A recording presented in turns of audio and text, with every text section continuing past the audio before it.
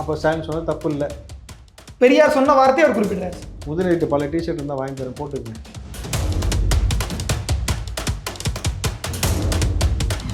Ideological இல்லை, நாளைக்கு அங்கே இருந்தாலும் இங்கே வந்ததுக்கான ஐடியாலஜின்னு சொல்ல முடியாது. பாபர் மசூதியை இடித்த நபர் இஸ்லாத்தை ஏற்றுக்கொண்டான்.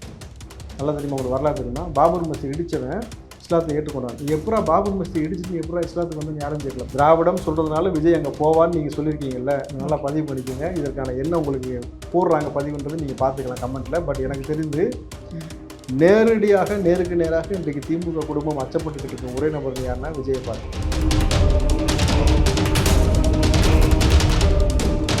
விஜய் தாவேக்காக்குள்ளேயும் வந்து சாதியம் சார்ந்த பாகுபாடுகள் பார்க்கப்படுது. தாவேக்காக்குள்ளேயும்னா அப்போ திமுக சாதிய பாகுபாடு இருக்குன்னு ஒத்துக்கிறீங்க? மற்ற கட்சிகள்லாம் இருந்த பிரச்சனை இங்கேயும் இருக்குது அப்படின்ற மாதிரியான மற்ற கட்சியில் இருக்குன்னு ஒத்துக்கிறீங்களா?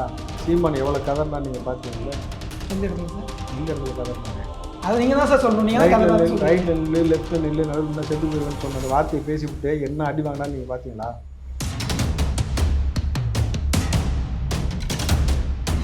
திமுக வர்சஸ் டிவிக்கே கிடையாது, நாம் தமிழர் வர்சஸ் டிவிக்கேன்ற மாதிரி ஒரு விஷயத்தை கொண்டு போனாங்க.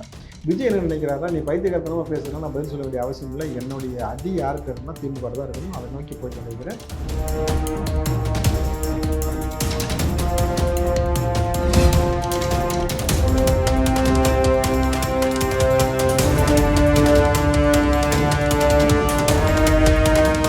இளவெஞ்ச் நேயர்களுக்கு வணக்கம்.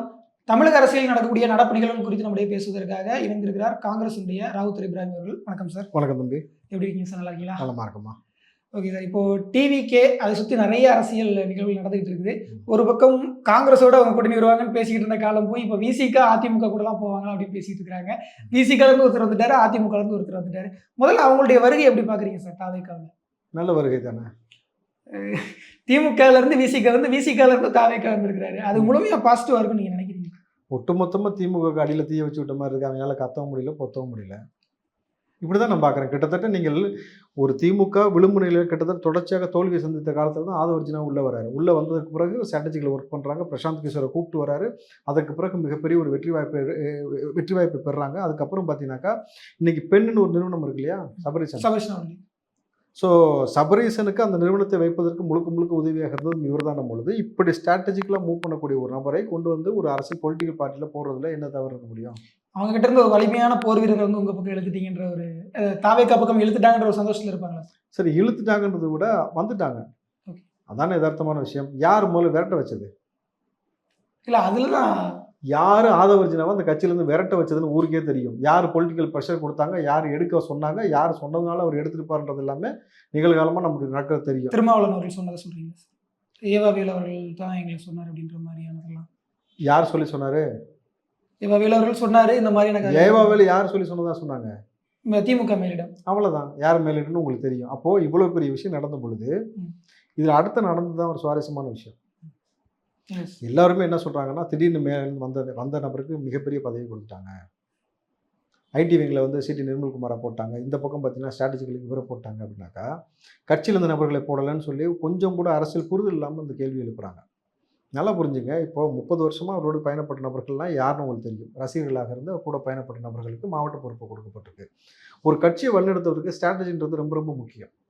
அந்த ஸ்ட்ராட்டஜி பண்ணுவதற்கான அனுபவம் வாய்ந்த நபர் தான் உள்ளே போட முடியுமே தவிர இவனை தூக்கி அங்கே போட முடியாது.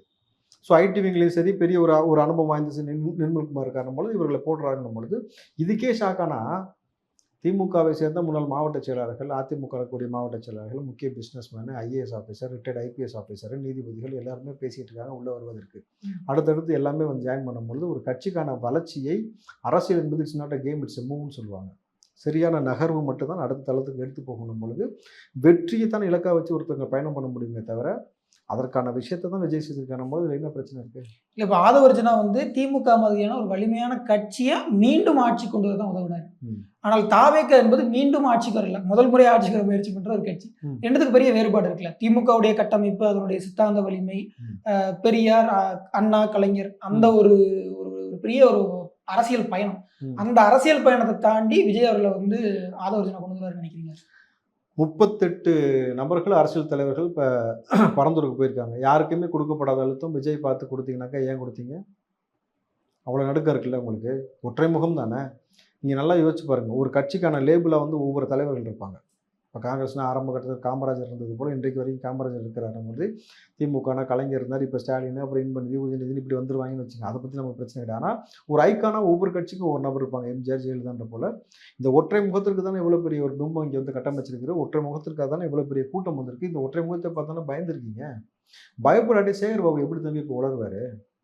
200 தொகுதி நாங்கள் ஜெயிப்போம் ஒருத்தர் நேற்று வந்தவங்களாம் பேசுகிறான். 224 ஜெயிப்பேங்கிறார். மொத்தம் எத்தனை தொகுதி? 234.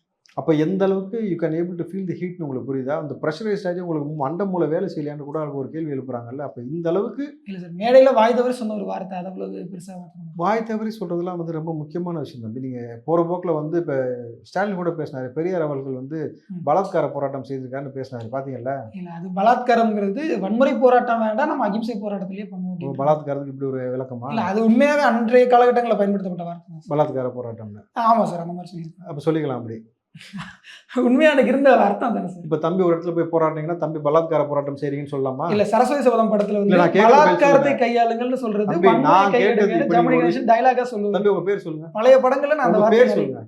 சரவணன் சார் என் பேர். சரவணன் பலாத்கார போராட்டம் செய்து கொண்டிருக்காரு, நான் சொல்லட்டுமா? ஏத்துப்பீங்களா? பாலியல் பலாத்காரம்னா பாலியல் வன்முறை. பலாத்காரம்ங்கிறது வெறுமனே பலத்தை பயன்படுத்தி ஒருத்தர் வந்து அடக்குறது தான், வன்முறை தான். இப்ப நான் சொன்னா உங்களுக்கு என்ன பொருள் போடும்? இன்னைக்கு நிறைய அந்த பாலியல் பலாத்காரங்கிற வார்த்தையை ரிலேட் பண்ணிக்குவாங்க, அதை வச்சு நிறைய பேர் தப்பா புரிஞ்சுக்கிறாங்க சார். அப்போ ஸ்டாலின் சொன்னது தப்பு இல்லை, பெரியார் சொன்ன வார்த்தையை அவர் குறிப்பிடுறாரு சார். முதலீட்டு பல டிஷர்ட் இருந்தால் வாங்கி தரேன், போட்டுங்க. ஓகே சார், இப்போ என்ன சொன்னா ஸ்டாலின் அவர்கள் அப்படி பேசிட்டாருன்னு சொல்றீங்க, சேகர் பாபு அவர்கள் அப்படி பேசிட்டாரு, இதெல்லாம் வந்து அவங்களுடைய வலிமை குறைவா சார்? அவங்களுடைய முகத்தை பார்த்தாலே ஓட்டு வரும் தானே. விஜயனுடைய முகத்தை பார்த்து ஓட்டு வருமானு தெரியல, பார்க்குற ரசிகர்கள் போடுவாங்க, ஓட்டு எப்படி வரும்? ஓட்டு எப்படி வரும்னு 2027 பாருங்க. எப்படி இன்னைக்கு இவ்வளோ பேர் வராங்க, எப்படி ஒரு மேஜிக் நடக்குது நீங்கள் பாருங்க. ஏன்னா நீங்கள் இது வரைக்கும் மன்னர்கள்லாம் சேர்ந்து மாமன்னர்களை மாறி மாறி கொண்டாடிக்கிட்டு புகழ்ந்துக்கிட்டு இருக்காங்க. இவங்க வந்து நம்ம வரோம்னாக்க அப்படியே ரோடெல்லாம் பிளாக் பண்ணிடுவாங்க. இல்லை சார், நீங்கள் 2 கட்சி மாறி 3வது கட்சிக்கு வந்த 2 நபர்களை வந்து ஒரு பெரிய ஆளுமையாக கட்டமைச்சு அவங்க வந்துட்டாங்க, எங்களுக்கு அது பெரிய பலம்னு சொல்கிறது எப்படி சரியா? நான் அப்படி சொல்லலையே. இது போன்ற பல நபர்கள் உள்ளே வருவாங்க. நீங்கள் தான் திமுக தான் கத்திட்டு கிடக்குறீங்க. இந்த நபர்களுக்கு எப்படி இவ்வளோ பெரிய பதவி கொடுக்கலாம், எப்படி இது பண்ணலாம், இது பண்ணலாம். இங்கே ஒற்றை முகம் ஒரே முகம் பலம்னா விஜய் மட்டும்தான். விஜய் நம்பித்தான் இவ்வளோ பெரிய கூடாரம் உள்ளே வருகிறது. அதை வச்சு நான் யாரை நம்பி வந்தார்? ஐடியாலஜிக்கல் வேல்யூ அது எங்கே சார் இருக்கு? திருமாவர்களை போய் பார்க்குறாரு, அவர் அம்பேத்கரிஸ்ட், ஆதவர்ஜுனா அவர்கள் அம்பேத்கரிஸ்ட்.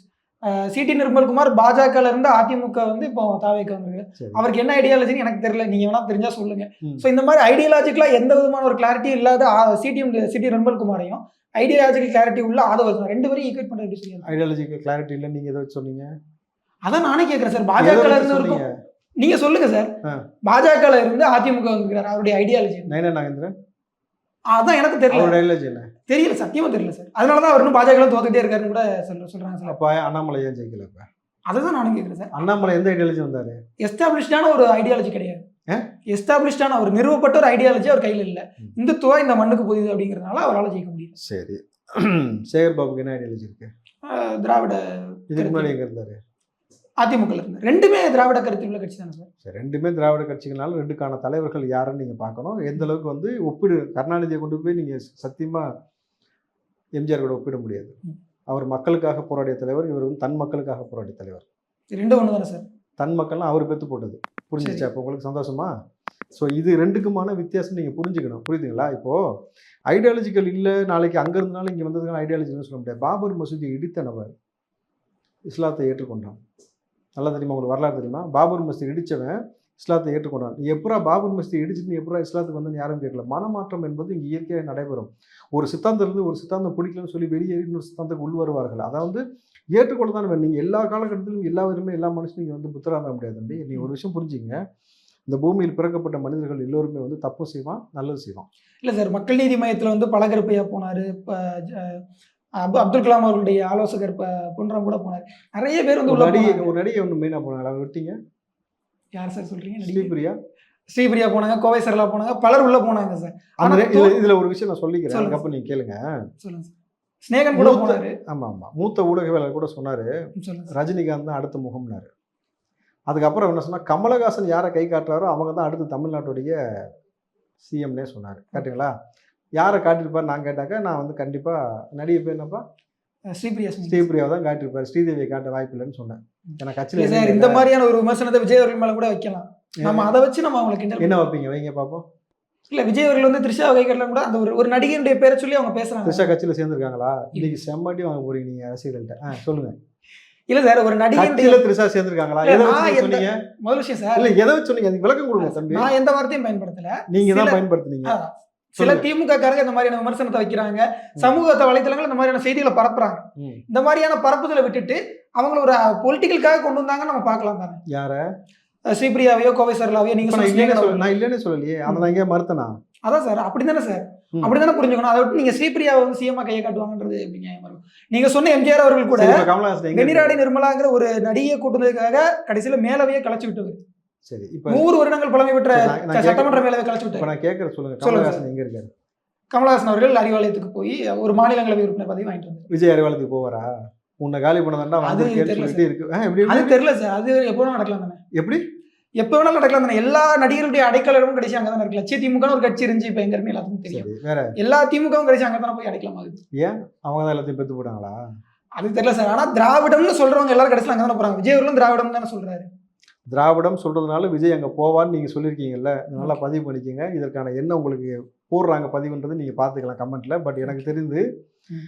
நேரடியாக நேருக்கு நேராக இன்றைக்கு திமுக குடும்பம் அச்சப்பட்டுக்கிட்டு இருக்க ஒரே நபர் யாருன்னா விஜயை பார்த்து தான். இன்றைக்கு தலைமை குடும்பம் சொன்ன வார்த்தை இப்போ வந்து நம்ம பணியை தொடங்கணும், இல்லாட்டி நம்ம தோத்து போவதற்கான வாய்ப்பு. நான் நிச்சயமா விஜய் எடுத்தோன்னே சிஎம் வருவார்னு சொல்லல. ஆனா ஸ்டாலின் மறுபடியும் சிஎம் வராம போவதற்கு விஜய் தான் காரணமாக இருப்பார். திமுகவுடைய எதிர்ப்பு வாக்குகளை பிரிக்கிறதுனால திரும்பவும் திமுகவுக்கு தானே வலிமை வரப்போகுது. எப்படி? அந்த விதத்துல விஜய் அவர்களுடைய வாக்குகள் வந்து ஒரு கணிசமான அளவு ஒரு பக்கம் வரும். ஆனா எதிர்ப்பு வாக்குகள் பிரிய தான் போகுது. திமுக திரும்பவும் சிஎம்மா அடுத்த இன்னும் 5 ஆண்டுகள் அவங்க தொடரத்தானே போறாங்க. வராங்களா இல்லையான்னு பாருங்க. வந்தாக்கா நீங்க வேணா இன்பநிதி கூட போய் ஜாயின் பண்ணிக்கங்க. இல்ல இப்போ மத்த கட்சிகளோட கூட்டணி அமையும் நீங்க நினைக்கிறீங்களா சார்? இந்த கூட்டணி என்பது இன்னைக்கு நம்ம எதுவுமே பேச முடியாது. ஏன்னா ஒரு நாளில் கூட்டணி மாறும். கிட்டத்தட்ட பெரும் தலைவர்கள் திடீர்னு எலெக்ஷன் முதல் சேர்த்து போயிடுவானுங்க. அனுதாபத்தில் திருப்பி ஜெயிக்கக்கூடிய வாய்ப்பெல்லாம் இங்கே நம்ம அரசியலில் பார்த்துருக்கோம். பொதுவாக சொல்கிறேன் நான். திடீர்னு பார்த்தீங்கன்னா சட்டம் ஒழுங்கு ஒரு பிரச்சனை நடக்கும், அது நடக்கும். திடீர்னு பார்த்தீங்கன்னா ஏதோ ஒரு விஷயம் இயற்கை வந்து ஒரு பேரிடர் ஏற்பட்டு அதில் ஏதாவது ஒரு நல்லது செஞ்சு திடீர்னு பேர் சம்பாதிச்சிருவாங்க. ஸோ அதை வச்சு இன்றைக்கி நம்ம முடிவு பண்ண முடியாது. ஆனால் யதார்த்தமான இன்றைக்கி இருக்கக்கூடிய மக்கள் வந்து இந்த தொடர்ச்சியாக திமுக மீது கடும் வெறுப்புலையும் விமர்சனத்துலையும் இருக்காங்களா இல்லையா? இப்போ இதுதான் வந்து யங்ஸ்டர்ஸுக்கு வந்து அவங்கள தேடி போவதற்கான மிக முக்கியமான வாய்ப்பாக இருந்திருக்கும் பொழுது நிச்சயமாக நீங்கள் பாருங்கள், நீங்கள் நாளைக்கு எலெக்ஷன் யார் கூட கூட்டணி வைப்பார்லாம் தெரியாது விஜய் அவர்கள். ஆனால் திமுக வராமல் இருப்பதற்கு யார் கூட வேணாலும் கூட்டணி வைக்கலாம். அது அதிமுகவுடையும் போகலாம். அதிமுக கூட இருக்கக்கூடிய பல கட்சிகள் வந்து வெளியில் வரலாம். விசிகா வரலாம். எஸ்டிபிஐக்கு வந்து எஸ்டிபிஐ வந்து அதிமுக ஆதரிச்சது போல் நாளைக்கு தமுகவும் பொண்ணு விஜய்க்கோ இல்லை வேறு கட்சிக்கோ ஆதரவு தெரிவிக்கலாம். ஒட்டுமொத்தமாக திமுக கூடாரம் உடையும். இப்போ தாவேக்கா வந்து ஒரு ஆண்டை நிறைவு செஞ்சு அதற்கான ஒரு ஒரு நிகழ்வாக கூட பண்ணாங்க. ரொம்ப எளிமையா பண்ணாங்க. அப்போ தாவேக்காக்குள்ள வந்து கட்சி நிர்வாகிகளுக்கான அந்த பதவிகளை வந்து போட்டிகள், பொறாமைகள், ஒருத்தருக்கு ஒருத்தர் விட்டு கொடுக்க மறுக்கிறது, இந்த மாதிரியான விஷயங்கள்லாம் பார்க்க முடியுது. சிலர் சாதியை பார்த்து கொடுக்குறாங்க, உழைக்கிறவங்களுக்கு மரியாதை இல்லை, இப்படின்ற குற்றச்சாட்டுகள்லாம் வர தொடங்கிருச்சு. தாவேக்கா ரொம்ப எளிமையாக உடைப்பதற்கு அல்லது ஒன்றாக ஒரு ஒரு ஒரு என்ன சொல்றது, நல்ல வலிமையான கட்சியாக இல்லாமல் இருக்கு அப்படிங்கிற மாதிரியான ஒரு தோற்றம் உருவாதுல்ல சார்? ஒரு தாவேக்காவுக்கு ஒரு ஆட்டோ ஓட்டுநருக்கு மாவட்ட செயலாளர் பொறுப்பு கொடுக்கப்பட்டிருக்கு கோயம்புத்தூர்ல. இல்லை, அது வரவேற்க வேண்டிய விஷயம் தான். அண்ணா வந்து சொல்லுங்க, நீங்க சொல்லுங்க. இல்ல, அண்ணா வந்து திமுகவை தொடங்கிய பிறகு நிறைய ஏழை மக்களுக்குலாம் வந்து வாய்ப்பு கொடுத்தாரு. குதிரை ஓட்டுநர் எம்எல்ஏ வாக்குனாருன்னு கூட சொல்லுவாங்க. அந்த மாதிரி வந்து இது ஒரு ஸ்ட்ராட்டஜியாக எடுத்துக்கலாம். இப்போ சொல்லுங்க, திமுகல யார் அந்த மாதிரி ஆட்டோ ஓட்டிருக்காரு? யார் இந்த மாதிரி எளிய பிள்ளைகளுக்கு யாருக்கு மாவட்ட செயலாளர் பொறுப்பு கொடுக்கப்பட்டிருக்கு? சொல்லுங்க பார்ப்போம். இப்போதைக்கு எனக்கு தெரிஞ்ச அந்த மாதிரி குறைவு தான் சார். அப்போ அமைச்சர் ஆக்குறாங்கல்ல. சேலம் ராஜேந்திரன் ஒருத்தர் பெரிய தலைவர்லாம் கிடையாது. வீரபாண்டி ஆறுமுகம்னு ஒரு பெரிய தலைவர் இருந்த இடத்துக்குள்ள அவர் வந்து கரண்டா சொல்லுங்க யாருன்னு.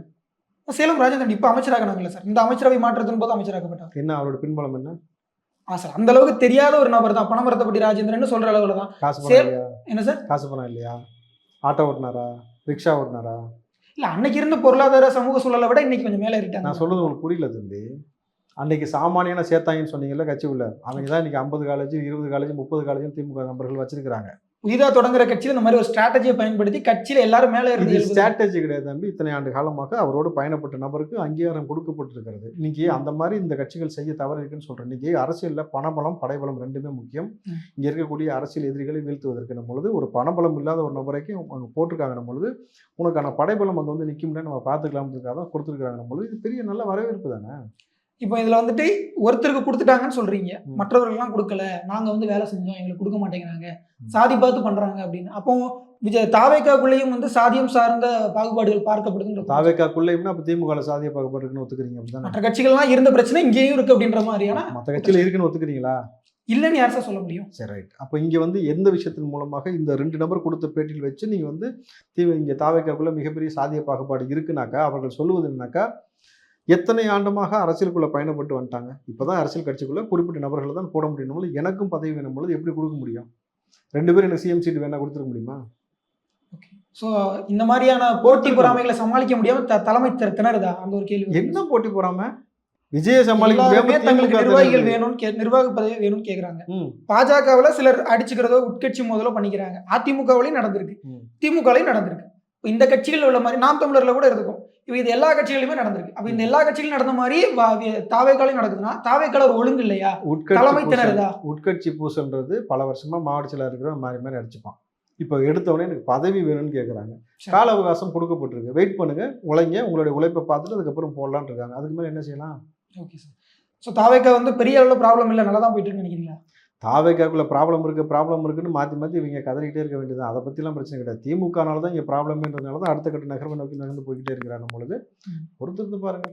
பொது மேடையிலிருந்து கட்சியினுடைய கொள்கை பிரகடன மாநாடு வரைக்கும் எல்லா இடத்துலையுமே விஜய் அவர்கள் வந்து தந்தை பெரியார்னு பேசினார். ஆனால் திரு சீமான் அவர்கள் வந்து மிக கடுமையாக பெரியார் அவர்களை வந்து தாக்கி பேசினார். பெருசாக விஜய் எந்த எதிர்வினையும் ஆற்றவே இல்லை. அது வந்து அவருடைய ஒரு பொலிட்டிக்கல் வீக்னஸா சார்? சீமான் அவர்களையோ அல்லது நாம் தமிழரையோ இந்த இடத்துல சரியாக கவுண்டர் பண்ண தவறிட்டாரா? சீமான் எவ்வளோ கதர்னா நீங்கள் பார்த்தீங்கல்ல? எந்த இடத்துல சார்? எந்த இடத்துல கதர்னாரு? அது நீங்க தான் சார் சொல்லணும். நீங்க தான் ரைட்ல நில்லு, லெஃப்ட்ல நில்லு, நடுவில் இன்னும் செத்து போயிருவேன்னு சொன்ன அந்த வார்த்தையை பேசிவிட்டு என்ன அடி வாங்கினா நீங்க பாத்தீங்களா? அப்போ திமுக எப்படி ஒரு அஜெண்டா கிரியேட் பண்ணுச்சுனாக்கா திமுக வெர்சஸ் டிவிகே கிடையாது, நாம் தமிழ் வெர்சஸ் டிவிகேன்ற மாதிரி ஒரு விஷயத்தை கொண்டு போனாங்க. விஜய் என்ன நினைக்கிறாருன்னா, நீ பைத்தியகாரத்தனமா பேசுறதுனா நான் பதில் சொல்ல வேண்டிய அவசியம் இல்லை, என்னுடைய அடி யார்கிட்ட இருக்குன்னா திமுக தான் இருக்கணும், அதை நோக்கி போய் கொண்டிருக்கிறேன்.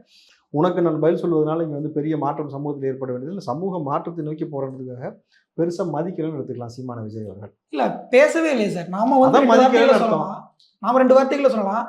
இப்ப பெரியார் அவர்களை தந்தை பெரியார் எங்களுடைய வழிகாட்டி பகுத்தறிவு பகலவன்னு தங்களுடைய கொள்கை மாநாட்டில் சொன்னவர் குறைந்தபட்சம் ஒரு அறிக்கை விட்டு எதிர்வினையாட்டு. அப்ப என்ன சொல்ல வரீங்க? விஜய் பயந்துட்டாரா? அதான் நான் கேட்கிறேன் சார். பயந்துட்டாராங்கிறதா கேள்வியா இருக்கு. ஈரோடு கிழக்கு இடைத்தேர்தல் பேசுறாரு, பெரியாரே எங்களுக்கு மண்ணு தான் அப்படின்னு சொல்ற அளவுக்கு சீமானவர்கள் கடுமையான தகவல் முன் வச்சுட்டாரு. அப்போ குறைந்தபட்சம் எதிர்வினையாற்றி இருக்கணும் இல்லையா? பயந்துட்டாருன்னு அர்த்தம். விஜய் அவர்கள் பயந்துட்டாராங்கிறதா கேள்வி. அதுதான் விஜய் பயந்துட்டாருன்னு அர்த்தம். அதான் சார் கேட்குறேன். சரி, அண்ணாமலை வந்து அண்ணாவை குறித்து பேசினார்ல, மிக கடுமையா விமர்சனம் வச்ச பொழுது அதிமுக எதிர்வினை ஆட்டிச்சு, திமுக வந்து பொத்திக்கிட்டு இருந்துச்சு. அப்ப திமுக அண்ணாமலை பார்த்து பயந்துச்சுன்னு ஒத்துக்கிறீங்களா? அதை கடந்த காலத்துல அதிமுகவே சொல்லியிருக்கு. திமுக பயந்துச்சுன்னு ஒத்துக்கிறீங்களா? அது மாதிரி பதில் சொல்லுங்க. திமுக இல்லைன்னு யார் சொல்ல முடியும்? திமுக பயந்துருச்சு தானே, அண்ணாமலை பார்த்து பயந்துருச்சு. கரெக்டா? உண்மை தானே சார். அந்த இடத்துல அவங்களுக்கு அண்ணாமலை கூட வந்து சண்டை வேண்டாம், அதிமுக அந்த கூட்டணி கழட்டி விடணும். கூட்டணி கழட்டி விடுறதுக்காக நான் கேட்டது என்ன, திமுக அண்ணாமலை பார்த்து பயந்து விட்டதா? கூட்டணி கழட்டி விடுறதுக்காக அவங்க அதை எடுத்துக்கிட்டாங்க. பயந்துச்சா பயப்பில்லையா? ஏன் பதில் பேசல அதுக்கு? நீ அண்ணா யாருக்கான கொள்கை தலைவர் தம்பி? திராவிடத்துக்கான, திகாவுக்கான, திமுகவுக்கான, அதிமுக 3 கட்சிகள் வச்சுதானே பண்ணிட்டீங்க. அப்போ அவங்க அதிமுக எதிர்வினை ஆட்டும் போது நீங்க பொத்திக்கிட்டு இல்லையே, அப்போ அவ்வளவு பயம் அண்ணாமலை பார்த்து இருக்கலாம் சார். அது அவங்க கிட்ட தான் கேட்கணும், திமுக உறுப்பினர்கள் தான் பதில் சொல்லணும். பட் ஆனா விஜயை பொறுத்த வரைக்கும் சீமான ஒரு ஆளை கன்சிடர் பண்ணலான்னு அர்த்தம். எனக்கு கிடைக்கப்பட்ட தகவல் அதான். Okay sir. உனக்கு என்னப்பா பைத்தியம், என்ன வேணா பேசலாம், நான் ஏன் பேசணுன்ற மாதிரி அமைதியாக போயிட்டாருன்ற மாதிரி தான் நான் பார்க்குறேன். Okay sir. தாவேக வந்து மற்ற கட்சிகளை எப்படி வந்து பார்க்குது, அது எப்படி வந்து கையாளுது அப்படிங்கிறது உங்களுடைய பார்வையை பதிவு செஞ்சுருக்கீங்க. ரொம்ப நன்றி சார். நன்றி.